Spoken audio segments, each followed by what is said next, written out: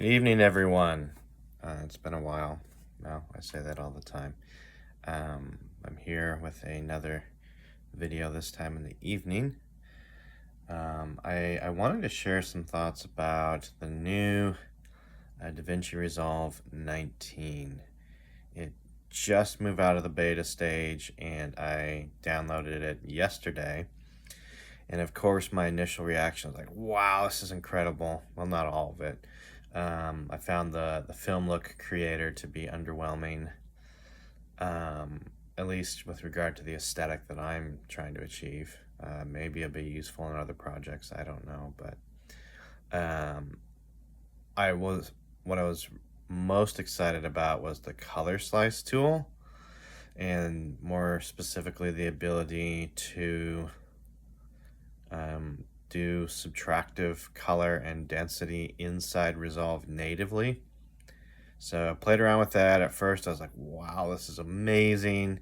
So what I did is I replaced pixel tools and used the color slice, subtractive saturation, and density in my Chroma Deus color model. And at first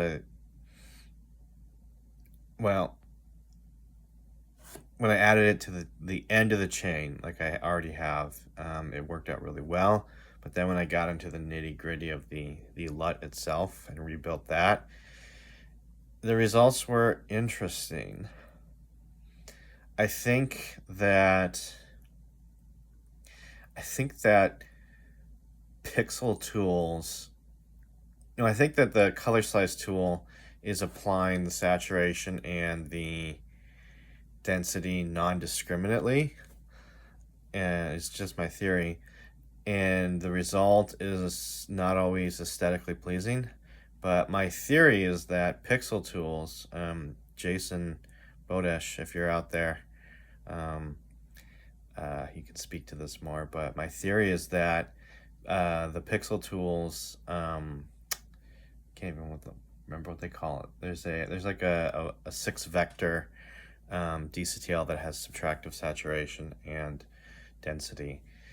My theory is that it's giving special treatment to like skin tones and etc. Like if you look at the two side by side, like the tonality of the image just changes when I switch from Chroma Deus using pixel tools and Chroma Deus using color slice. So very interesting. I actually uploaded and took down and re-rendered my latest Chroma Deus color model reel just a few times today, because I wanted to use the color slice tool, but then I noticed that it had kind of this muddy yellowish bias to the skin tone. Part of that's because of a hue adjustment I did, but it doesn't do that with pixel tools. So somebody who's more into color science can speak as to why is that. I can only theorize. So in the end, I went back to pixel tools, and it looks great in my opinion. I know some of you will be like, it doesn't look like the cell phone look, it's bad, or it doesn't look like an indie movie. That width is okay, whatever. So yeah, just wanted to talk to you about Resolve 19. I haven't got into any of the other features. I haven't got into the what do they call it, the ability to, was it stack nodes? Like you can split up nodes into even more groups now, for those of you who have massive node trees. I'm kind of in the intermediate category, I guess, when it comes to massive node trees. I have created in my Chroma Deus experiments years ago, before I called it Chroma Deus, I would use up to 200 nodes.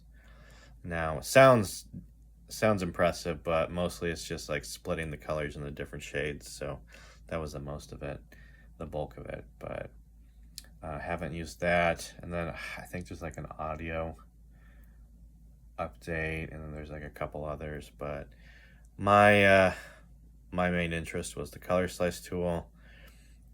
And it's good enough that if for whatever reason, if I in the future don't have access to pixel tools, then it'll do okay. But from my point of view, Pixel Tools lives up to its reputation of being the number one, or the color. I wish I could remember what that was called. I have the memory of a goldfish. The hue shift. I think it's called hue shift. The hue shift DCTL. That one lives up to its reputation of being the number one tool of its kind for artists today, in my opinion. So until next time, hopefully I'll have something a little more interesting. And all my topics are all over the place. That's why I call these morning and evening conversations, because they're kind of off the cuff, rambly, and by no means meant to be a polished blog. So take what you get.